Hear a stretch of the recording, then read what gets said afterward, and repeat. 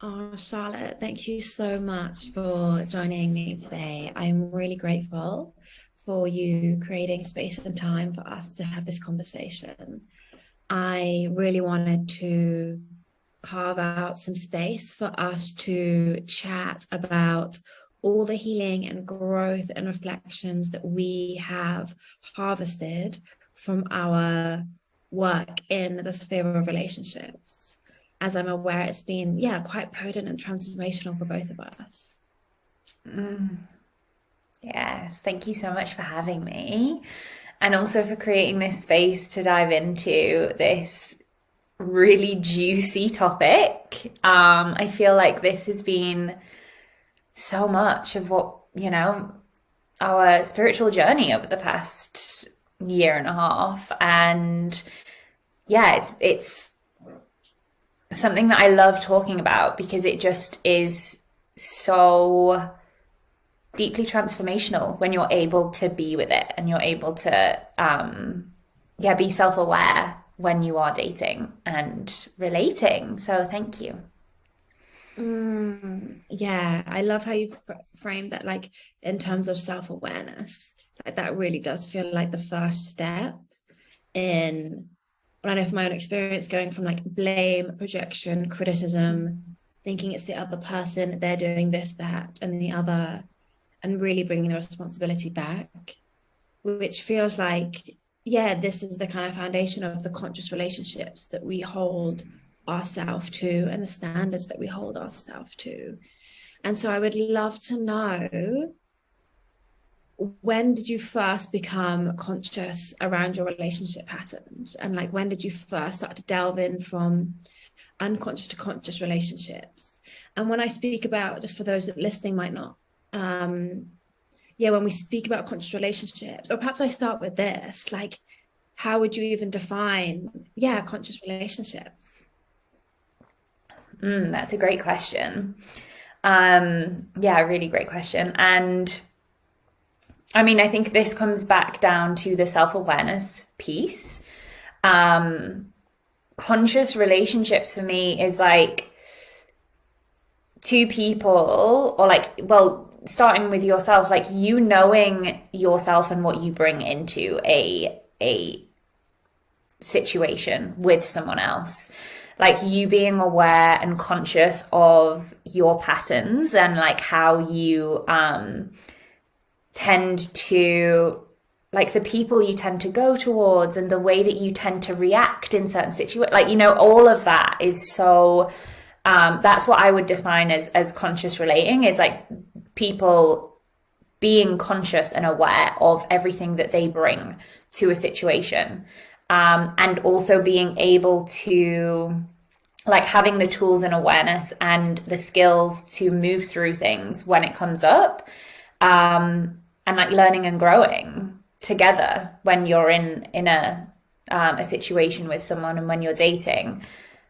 That would be my definition of conscious relationships.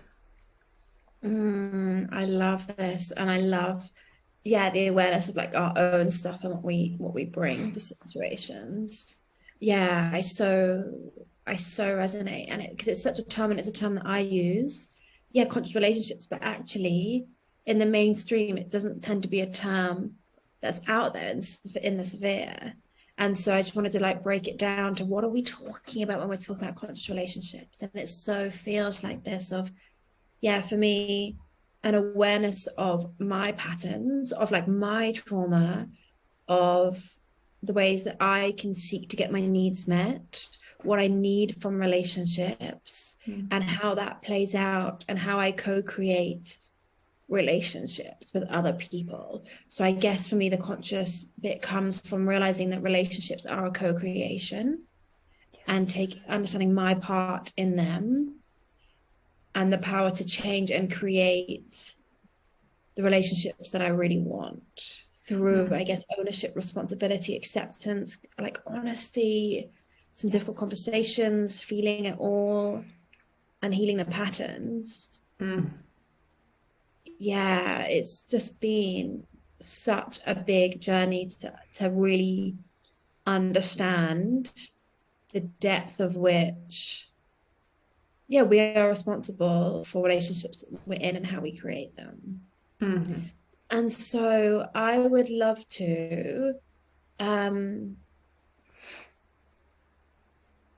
ask, how was your like journey into conscious relationships? Like, was there an aha moment, or was there a time when you kind of realized, like, this is who I am in relationships, and this is what's playing out for me? And I can see, I know exactly when.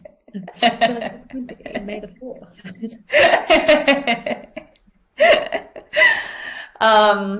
That's a really great question. I do remember it very specifically. As in, well, I guess I remember the time that I chose to choose differently. The time that was really significant for me was, I had been in Bali for a year and a few months. This was the first time I went there to live, and I had started doing some of the deeper healing work in relation to like body work, and like really going into my past experiences and my trauma. And I just before I left, I dated this guy, and I say dated. We met up twice. Was it twice? Yeah, it was twice. And I had sex with him, and I just was so unfulfilled by the whole experience. And I just remember being so frustrated by like the men. I felt like I was dating and having sex with the same man. And it was a real awakening, because I was like, this is nothing to do with them. Like, I can't keep blaming all of these men that I'm dating for like not being able to give me what I need sexually, dating wise. Like, this is my issue. And that was the moment that it switched for me. That was the moment that it became, okay, this is something that I need to work on. This is me. Like, I'm going towards these men. And so that was a really big aha moment for me, in that I switched it round, and that was when I decided to be celibate and stop dating for, well, the initial plan was 6 months, but it ended up being 2.5 years. And that was definitely the biggest like portal of time where everything just shifted for me. Like, the person I am now versus that woman who took that celibacy vow, like, yeah, it's just completely different. Wow, what an incredible and like beautiful journey. And I so appreciate here, like, the moment, like, it must have dropped in for you of like, oh wow, this is the same pattern showing up in just a different body. This is the same person over and over again. They just look and feel different, but it's the same pattern. And then you're actually taking steps and like bringing all your energy inward and focusing on you and your healing in order to transform the relationships outside of yourself. And so you're talking about how you felt so different at the end of your celibacy to from the beginning. And so I'd love to know, like, how did it transform you? What came up then? And like, what are those differences? Who was the Charlotte at the end of your celibacy vow? Wow. Thank you for asking.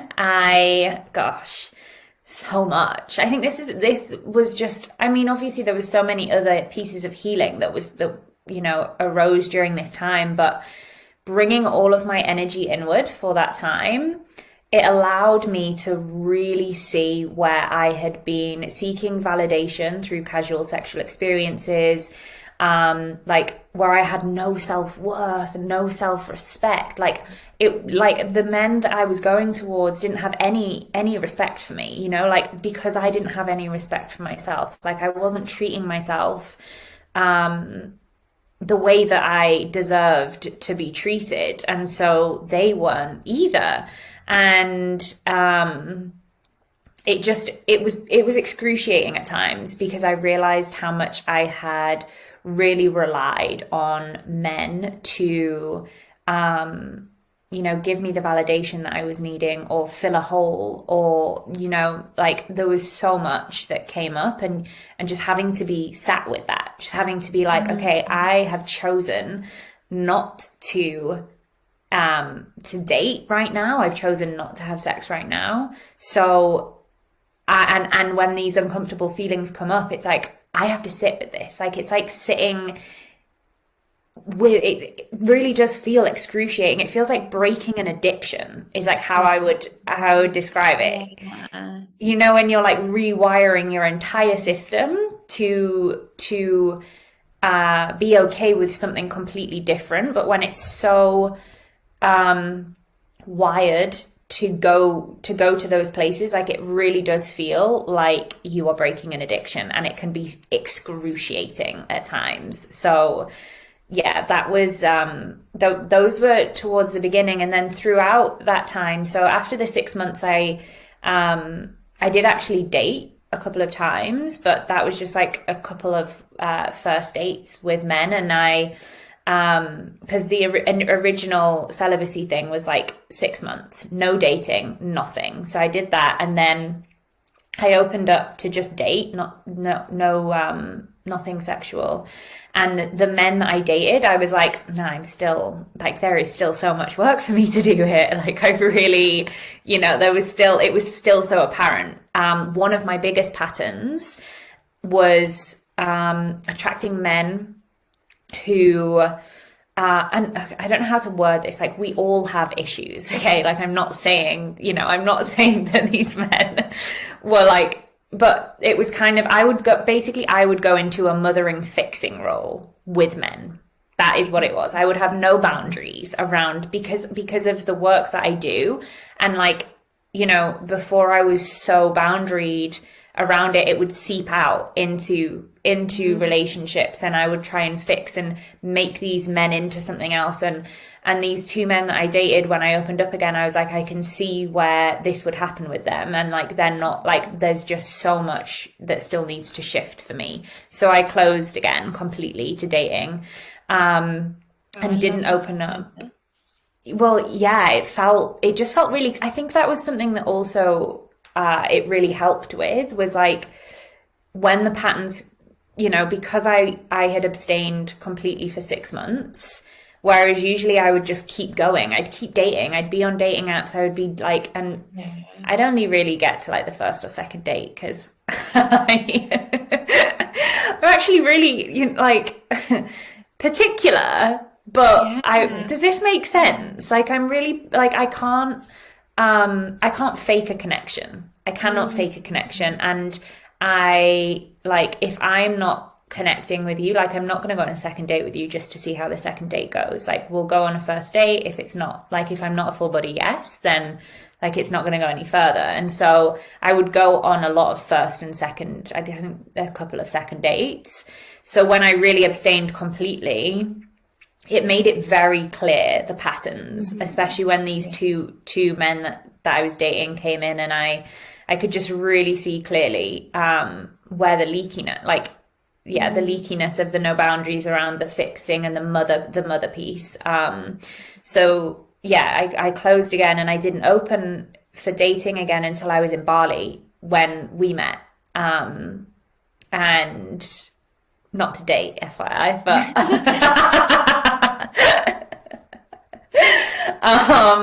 but yeah, that was the summer when I opened up again and met, and I was dating, I was about to say a name then, and I was like, no. I had a very interesting, honoring people's privacy and confidentiality. I am honoring their privacy, yeah. And I could see how much had changed for me. And I also want to say that one of the biggest intentions for this celibacy piece for me was really diving into my pleasure, really owning that for myself, because I had a lot of sexual experiences, and a lot of them were very unfulfilling for me. And it was mainly because sorry. No, I was just going to ask you, I was like, what made them unfulfilling for you? Yeah, I couldn't ask for what I wanted, and I didn't know what I wanted really. Like the two, I couldn't, you know, one of my biggest healing pieces is being able to say no to men, Oh, being yes. able to voice, like, you know, speak my needs has been a huge journey. And so I would just do whatever they wanted, and I would never speak up for what I wanted, and I would never be able to say no to what I didn't want. And that was a key piece, you know, like if it was uncomfortable or if it was like it wasn't actually pleasurable, it was painful, like I would just keep going. And so there was so much like that I needed to reclaim and like really be with. There was a lot of healing for me in my yoni and my womb around this. And so like my pleasure journey was really getting to know my body and my yoni and what I loved and what I wanted. And also a lot of like healing sexually, like energy wise, I was using yoni eggs and crystals and had some wild like experiences with them, which was just so magic. And just really being able to give that to myself felt really beautiful. So that was a really big intention for my celibacy. And then it's interesting because obviously when you're celibate, like you don't get to practice asking for what you need. So like the next part was when I opened up, like I knew that the next step for me would be practicing asking and like speaking these needs, like when it came into opening up again. So yeah, I dated a few men last summer, and one of them should I go? And or can I pause and for us to Yes. find and really like gather all the gold from this journey? Because there's so many pieces that you shared there that I deeply resonated with and wanted to just catch and harvest. So, for example, we're starting with this piece of like why you chose the celibacy, even noticing like seeking validation and your worth like from men. That in itself is like a pretty potent and transformative realization of that. Yeah, we're trying to get our need, like your needs met through those vehicles. Yeah, I think, well, I'm sure, you know, I feel like the self-awareness is like the first step. And I think it's interesting, and I'm sure you relate. It's like it's that potent time in your spiritual journey when you realize that so much of what you are experiencing and like the patterns that you play out in dating is like to do with your parental Yes, woundings. yeah, our primary wound. Yeah. Okay, so on this topic of like primary wounds, what would you say yours were? And then how are you playing them out in the relationships that showed up for you?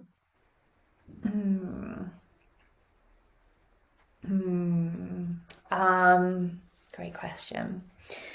Well, I'd say the biggest piece was, well, no, there's no biggest piece. They were all pretty big, but like chasing unavailable men. Chasing unavailable men and being really turned off by men who were available. Like if you know the pattern. I know the pattern. I may have dabbled in that one myself a bit. But it's a huge one. Like when you are attracted to unavailable men and game chasing and like someone is available, like you don't like it. Like it doesn't feel like you have an attraction to that. Yeah, it's so interesting. I was reflecting on this recently even in therapy. Shout out to my therapist for saving my life. I love her. Brilliant woman. She because this is also, I really resonate with two themes that you've shared. Yeah, the emotional unavailability and then also the mothering. They're two core themes of mine that show up in relationships. And so the unavailability piece is like, yeah, so I guess my wound was that the way that my dad best knew how to show love was through providing and through working and creating stability at home. But then young me wanted my dad to be home early from work and to be there and have energy to play And therefore, like, I didn't know the full reason as like a 5-6 year old. So the story then I was created like, dad's not home, like I'm not good enough. He said, or like, dad's not available to me. If I was better, like then dad would want to come home early and play with me. So I wanted him to show love in a different way than he was, even though the way he was showing love was, he couldn't have shown it better in that way. He was a brilliant father in that capacity.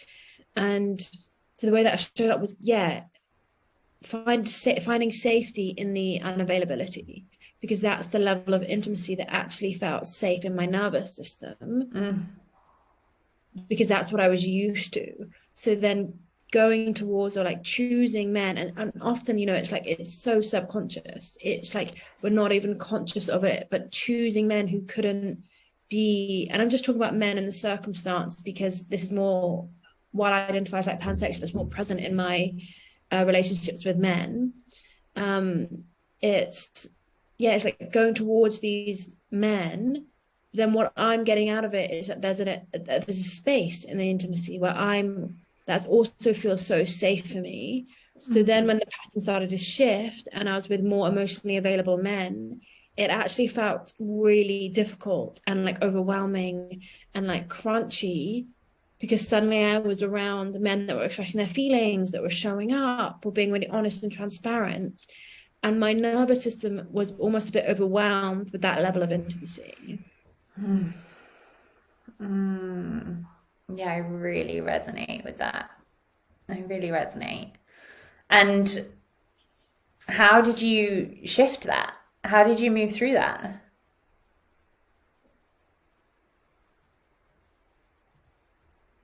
I was just pausing to think of all the different things that have helped me. Definitely a great support system, like brilliant friends to really call me to my highest, like reflect if I'm acting out my stuff. Because what's so interesting is in relationships, it's like, it can feel so real. So it's like this idea that if we're used to, and this quote's always stuck with me through my work, it's like, if we're not used to safe relationships will feel unsafe. Yeah. So it's like, in that level of intimacy, what may come up is like the ick, or like, oh my gosh, this unattraction, like, because it's actually not familiar to my system. So being surrounded by friends that can kind of reflect back to me, like, okay, is this your stuff? Because this man is showing up in a beautiful way. Where's your stuff here? And then through that, a lot of somatic work and feeling and like, professional support in order to allow my container, like my nervous system, to be able to hold that level of deep intimacy and fulfillment. Because it's like, I feel like our capacity to feel that deep intimacy is really our capacity to feel ourselves, intimate with ourselves on those levels. So I guess this comes back to the celibacy piece of like, because I've also had this journey of years being celibate, and I feel like what that taught me was how to be intimate with myself so deeply that then I can hold that level with someone else that wasn't there before. Yes. Does this make sense? Yes. And I'm also wondering, like, the level of intimacy that is created within like our sisterhood as well also kind of sets the tone, like being able to hold, because I genuinely think that has also been a huge piece in what I'm now like calling in and like expecting from men, because we've spent so long in our sisterhood relationships being so deeply honest with each other and creating that depth of intimacy and trust and vulnerability and safety. So when we are relating with men, it's like, well, this is the level now that I relate at. I love this. So like cultivating the level of like platonic intimacy, and it's actually a term that I've been using in some of my teachings, like relationship congruence, which I kind of used to mean like how I feel is deeply like congruent in my system, in alignment. So how I show up people is like, I will say what's present for me. And if I can't have those kinds of relationships, then the relationship isn't actually congruent and in alignment. Because if we can't have the relationship where we can be fully free, authentic, and express and take ownership and all these pieces, then I can't be, there's no trust there, and then there's no relationship congruence. Mm-hmm. Mm-hmm. And so with the sisterhood piece, how was that journey for you of coming into like deeper intimacy with sisters and this whole another level of relating? Because I feel like the standard, and even as we've known each other, I feel like we've upped our standard. Like I feel like we already came into our friendship with, really celebrating us, like really key relationship skills. It felt like it was been super, like a lot of ownership, authenticity, honesty, like trust from the beginning. Mm-hmm. But even through how we've known each other, it just feels like it deepens and deepens with like the skills that we cultivate through navigating the highs and the lows of being in intimacy. Mm. Yes, 100%.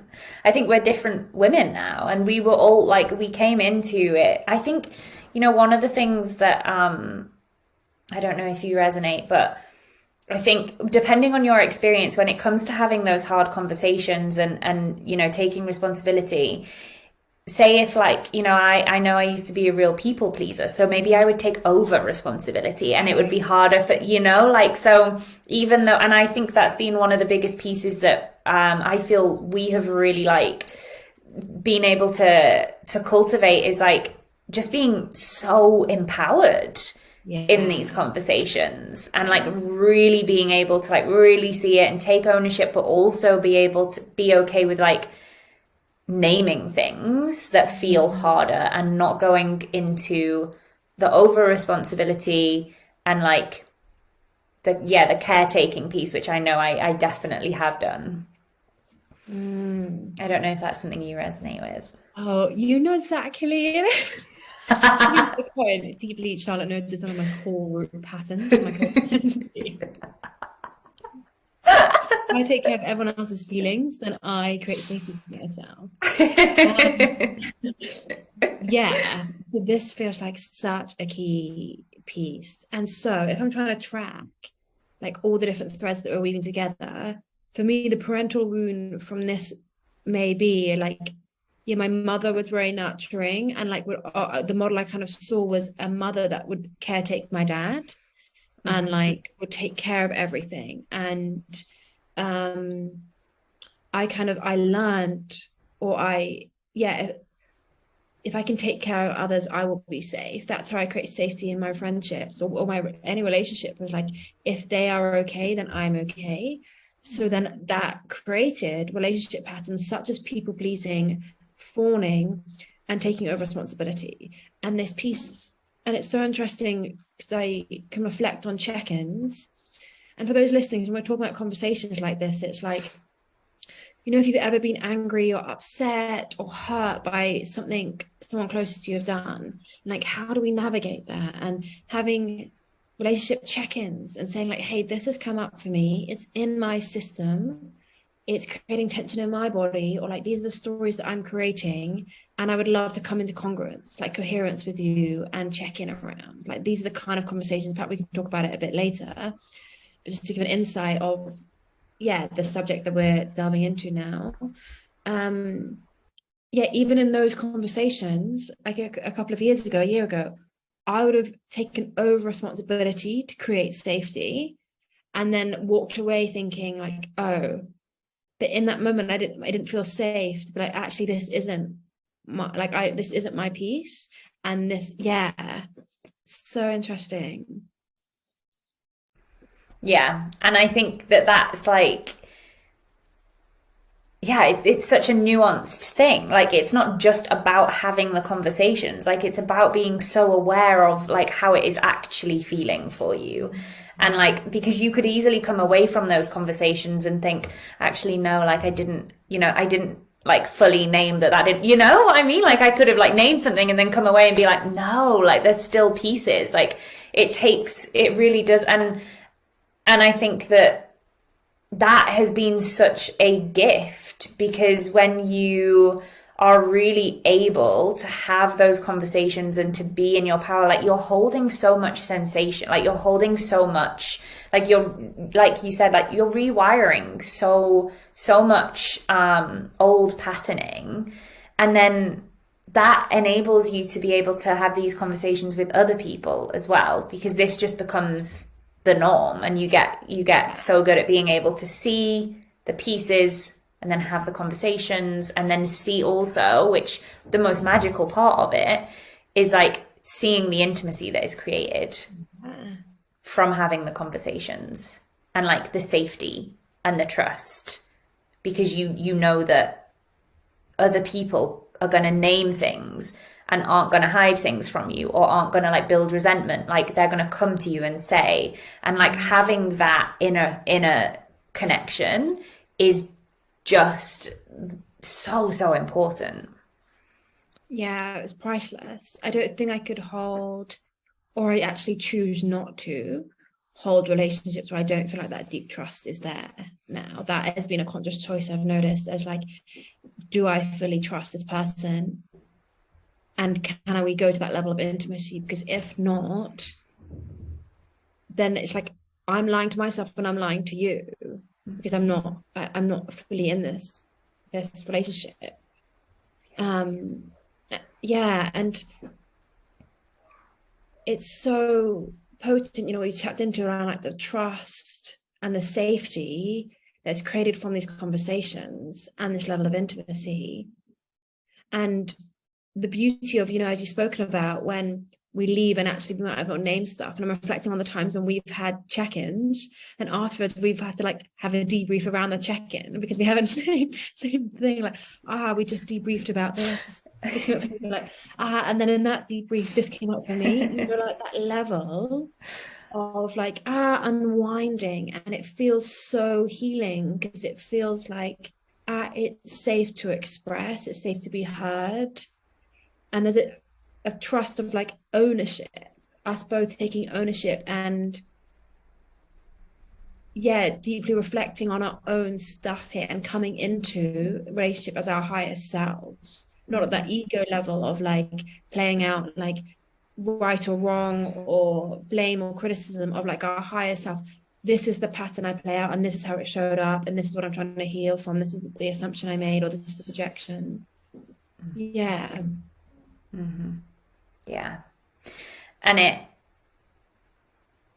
I mean, we've journeyed through a lot with this, like we really have, and it's been difficult, you know, like there's been situations which have felt like really difficult to navigate, and being able to navigate it and being able to move through it, I think has just really expanded our capacity to see things clearer when it comes to having these conversations. And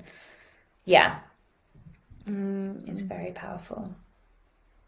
And I love that you picked up on like how difficult it can be, because it can be so difficult, especially the first few. And if you're coming, either if you know, I remember when I started doing this work and then I was having these conversations with people that might not be doing this kind of work, and it's really crunchy, and having that compassion that the story that I actually create, or like my projection is like, they're probably thinking like, what the fuck? Like, we've had a certain type of relationship and now you're asking me if I feel heard and if there's anything I need, and like what stories I'm creating. It's like, so there's those crunchiness of creating conscious relationships where there might not have been that awareness, and then the crunchiness of your first few conversations as you deepen your relationship, and it's almost like a trustful, like, are we going to be able to hold this? What I've noticed is that actually all my deepest close friendships, and you know, my work relationship, like all my relationships, like there has been ruptures at some point, and the trust and the secure attachment is built through how we move through conflict. Yeah, so powerful. And you're so right, those first conversations are crunchy. They're so uncomfortable. Right, so here we are. Oh my gosh, so crunchy. But the you know, it's the practice of just saying it anyway, and knowing that like it's not about being perfect. It's not about it going a certain way. It's just about like being able to have those conversations and yeah. Yeah. And I sense that when we have these conversations, we have this intimacy, like I shared earlier, it's like then relationships where that's not possible actually fall away, because my feeling in my system is like I feel less authentic, because I don't think there's space to feel authentic, because I don't know if the relationship can hold that level of I'm naming the thing, this is the piece, without there being huge activations. Like there's got to be ownership on both parts. Yeah, and that's a really important piece. Like you can't move forward and have these conversations if both sides aren't willing to take ownership of what they bring. And like through it though, it feels like the most priceless gift of, yeah, and we've called it this, and I'm smiling at that, but like chosen family, like healing our wounds with each other, and like creating these relationships where I like ask myself, like I feel so held, seen, like listened to, like I can bring up any topic, and to have that kind of congruence, coherence in life where I could be fully myself and be held, even if it's uncomfortable, even if it brings up stuff for other people, and trust other people to be in relationship with me in the same way. Yes. And honestly as well, like I don't know about you, but when you do have this as your like norm, it's actually like it's kind of not automatic, but it becomes so normal that like you do just start to do it with, and then do you know, like it's like you just do it wherever you are, and then it's either people are like, oh, and able to kind of like also change with it, but it's alien to not do it. Like it becomes so alien. You see other people relating, and you're like, it's just like, oh wow, like communication like would change everything here. Yeah. And this is really seeing our relationships as our spiritual teachers. Like they are the portals and vehicles for our transformation. It's not about you and me. It's about like what we're teaching each other about ourselves. Yes.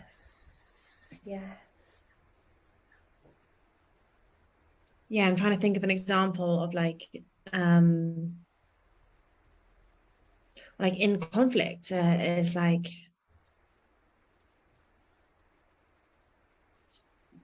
I was thinking about using that as a trigger that came up. Should I do it when we can see how it feels? It's my trigger. Yeah. And then but like, for example, like where when there was like been miscommunication about like timings, and like I was already feeling like sensitive or like tender to relationship transitions. We've lived so close on the same street, then navigating in different parts of the country, some of us being together, some of us being apart. And I remember when a trigger came up for me around like the piece was there's a miscommunication about the timing of a call for some friends, and because I wasn't with our friends at the time, I felt really sensitive that they were late to the call. When I'm saying late, I mean you. should I just navigate it like Just that's a personal trigger? I think that's probably better. Should I just talk about that? Oh my gosh, 100%. Go for it. So for example, a way of like navigating like triggers and it not being about us was, for example, when I was feeling like, how was I feeling? Sensitive in our friendship, because we'd been through quite a big week in our lives. We'd gone from living in the same, like living, not I want to say 2 doors down, but on the same street, pretty much, and seeing each other all the time, to then navigating being in different countries and in the same country and phone calls, that we hadn't really consciously moved into our relationship transition on what we needed. Now we're in different places. And so we'd set up, I was already had this wound. So my deeper wound is, what was my deeper wound? It was like, yeah, so I was already healing a codependent pattern in friendship that I have been working on. It's like, if I don't lean in, or if I don't make sure the other person is okay, if I don't caretake them, are they going to lean in? Or like, and that really comes from an insecurity. And yeah, and it's like, so I've been focusing on that pattern of, okay, so this is how I can show up, and I want to lean back, and I want to be able to create more balanced friendships. And so we planned a call, and just so everyone knows, we've got consent to talk about this. I'm not just springing it on Charlotte like willy-nilly. I've never used that phrase. Please edit this out. Edit that phrase out. Love it. Didn't know we scrapped that. So we had planned like a call. There'd been a miscommunication around the timing of the call and what the call meant. And so I was upset that you were like late for a call or something, because for me, I had fear like that I wasn't cared for, like that I didn't matter, or as an afterthought, which stemmed from my own insecurity of, if I don't do 150% in a relationship, someone's not going to be there. So I was already healing that insecurity of like, if I don't come to the fence, is anyone going to come to the fence? If I don't lean in, will someone else lean in? So I was already in that tender place, so that when you were late for the call, I was upset because I'd felt like I wasn't cared for, but it wasn't even about the lateness of the call. And so as we navigated this, I think I'd named like, I think I said like, I feel hurt, or I feel upset that you are late. And for you, it was a complete communication. It was super casual. You're in, or you can share your piece of how it was. Yeah, I mean, well, that is exactly like I think what had happened is we'd named a time, but I'd kind of like said that, I had taken it like it was more casual, like it wasn't, and there was, miscommunication on that side.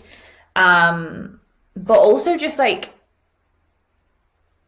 for most people, or for a lot of people, that level of awareness that you have, because then I remember we were having the conversation about it afterwards, and I remember being like, I'm really sorry, like I shouldn't have named the time, and you were like, no, but it's not about it's not about the time. That's not actually what it's about. Like there's no need for us to actually talk about, not that there's no need, but like that's not what the thing is. Like the deeper thing here is like this friendship is going through a transition, or this connection is going through a transition, and I'm feeling these pieces, and like, so this is, and so your ability to have that level of awareness is so powerful, because otherwise we'd have just been talking about the timing of it, like when that wasn't actually the thing. It's not the thing. It's not the thing. And that's the question I often ask like clients, like, what's the deeper piece here? What's that? Because it's not about the time, it's not about the dishes or the laundry. There's a deeper need that's not being met, and what is that? And I guess why I wanted to have this really vulnerable share about our own stuff is because, me, how old am I? I just forget how old I am. Me 7 years ago or something. What a specific age bracket I chose. Probably 7 years. But it was about that. Like I would have taken that, I would have run with that. I would have been like, oh my gosh, no one didn't, because it was a group call. It was like, oh, no one cares about me, my friends don't care about me, I don't matter. I would probably blame, or like projection, like they're not even good friends or something like that. I would have run with that and created that narrative and believe that, when actually I have to sit with, it's not about the time. I know my friends deeply love and care about me. I know that it's like this is pieces come up for some deeper healing for me and reflection. Like this trigger is an invitation for me to feel like what's underneath there and actually transmute that so it doesn't show up again. And actually that's the belief that that's my codependent belief that I've been healing, like around like if I'm not 150% in, someone isn't going to come in 100%. So I just wanted to share that, just how that's been navigated differently and how that takes time, and just that humanness of deeper friendships not being all like love and light and like beauty and cherishing. Sometimes it's like, hey, this hurt and I'm in pain and my story is this, and I'm pissed off at you. And I think, like being able to cultivate this level of connection and being able to hold this level of intimacy and vulnerability and honesty with each other is what then allows us to bring this into dating. Yeah.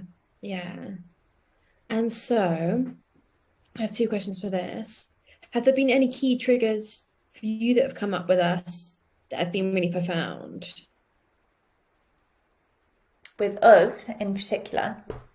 Well, I was just reflecting on that trigger that we had. That wasn't even that big, actually. I think I probably had bigger triggers come up with us. But that was just, I just remembered. I just remembered the cacao. But what was the deeper piece with that, though? I think I actually can't remember. Oh my gosh, that was hilarious.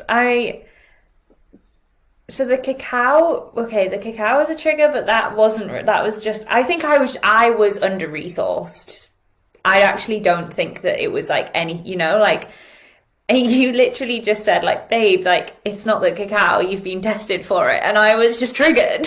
Like it wasn't any, like I think I was in a really, I was healing something and I was just really tender and vulnerable. And I just like, but to be fair, I could have held you better then. That's my responsibility.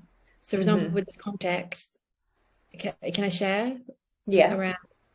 Around you're going through some like physical health pieces, and you thought it was the cacao that had been tested for cacao, like kinesiology. Charlotte said something like, "Oh, it's the cacao." I think I said like, "Oh, but you've been tested. It's not the cacao."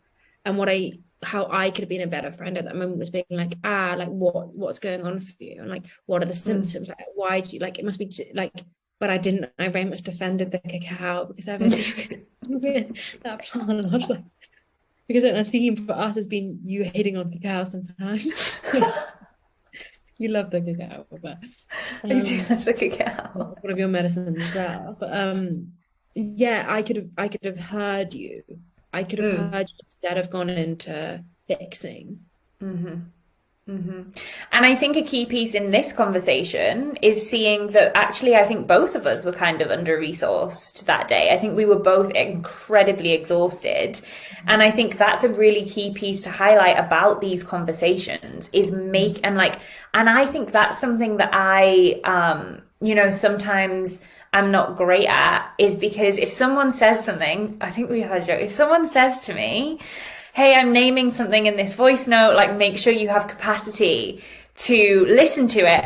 Like, I don't know if I have the capacity to wait to hear what they're about to say. I'm like, oh my God, what is it? But like at the same time, if it is going to be something heavy, then like I do need to be resourced for it. So like if I'm extremely exhausted, it's probably not going to be a good time to listen to a voice note that's naming something because it's going to make it harder for me to process it.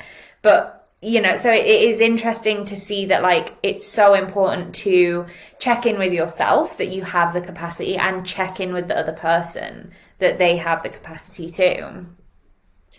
Yeah, absolutely. And this is like one of the foundations of like where I kind of see relationships can go wrong. Like, first of all, we're not consensually checking in. So it's like, and I've got this thing coming up and I need to dump it on you, or like there's an urgency for me in this process, and therefore you creating the urgency in someone else. Like, can we consent like, hey, when you're feeling resourced, can we check in about something? And so, the consent, and then the resource, like, do we have energy and capacity for this? And this reminds me of once when we were messaging over Instagram at night, and I think I made a joke that we were both really tired, and then we were like, is this a joke? And I loved how you took the reins and you're like, we're not resourced to deal with this, let's check in the morning. And I was like, there we go, we are not resourced. Like, and that's why I love, like, if you're angry, go to bed. None of this like old teachings around like never go to bed angry. If you're angry, sleep on it. Get up, do your practice, nurture yourself, and then come into conversations that may be activating and bring up your own wounds or your emotional stuff.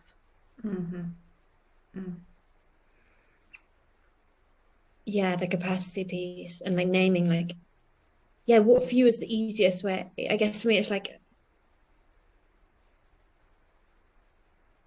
I would recommend like nothing over text message. That's a big no-no.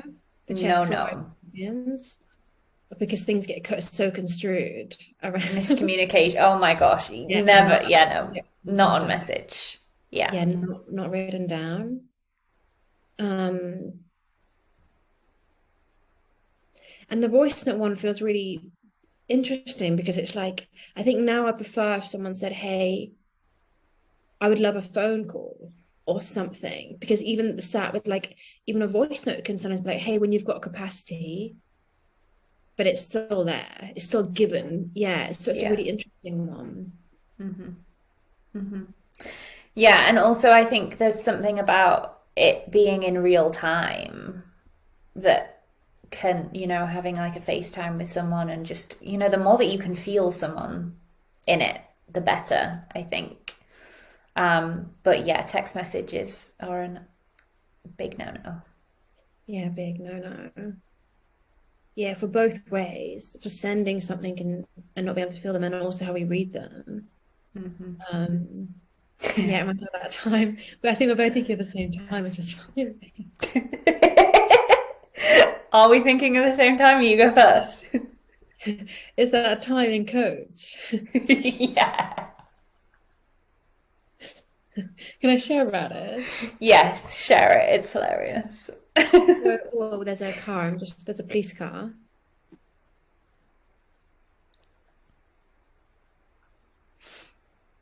Sorry, it's so hard living on the run. It's just these police cars. So why text messages? Because when we send them, we don't know the energy. They can't be read by other people. And then also when we're reading them, we may read them through the lens of our own past experience. So a beautiful moment, and I've had the same myself, but it was just quite funny for us both, was when someone was like apologizing to you over message. And they said something like, I'm sorry, I've never done this before, or something. And do you want to even share about it? Because it was a guy that I had dated, and I'd shared something with it. It was a very confusing, complicated situation, and he had apologized, and he'd said, I'm sorry, like I've never done this before, I've never been in this situation before.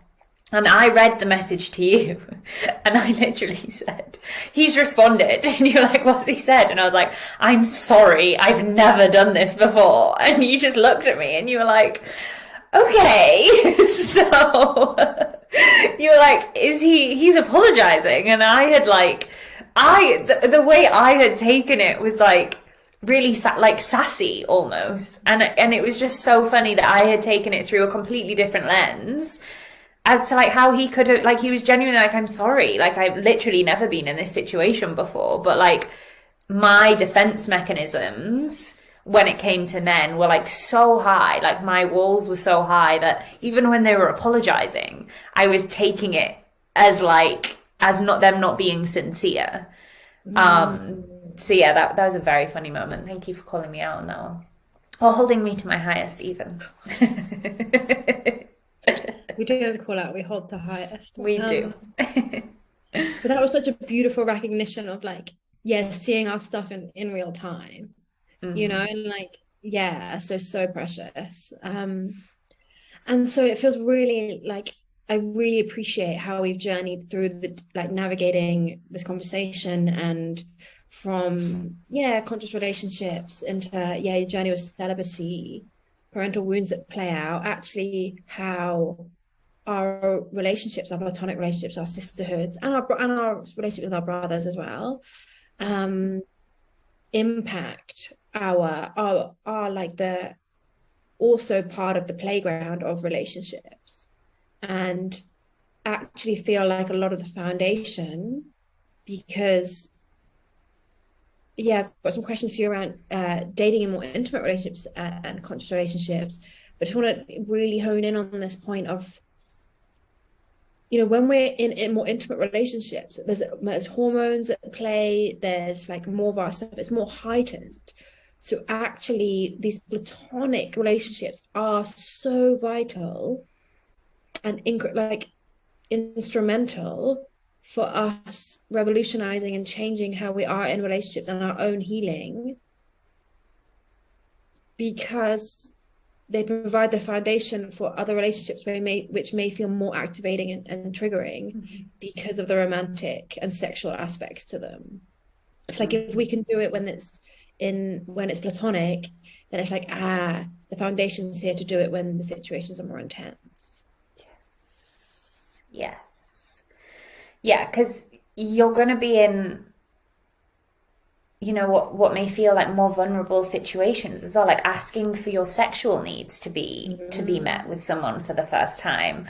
Like that's if you've never been able to speak your needs before, and like also depending on the way that you are dating, like if you are dating to be in a relationship, then you can put a lot of pressure on that as well. And like there's so many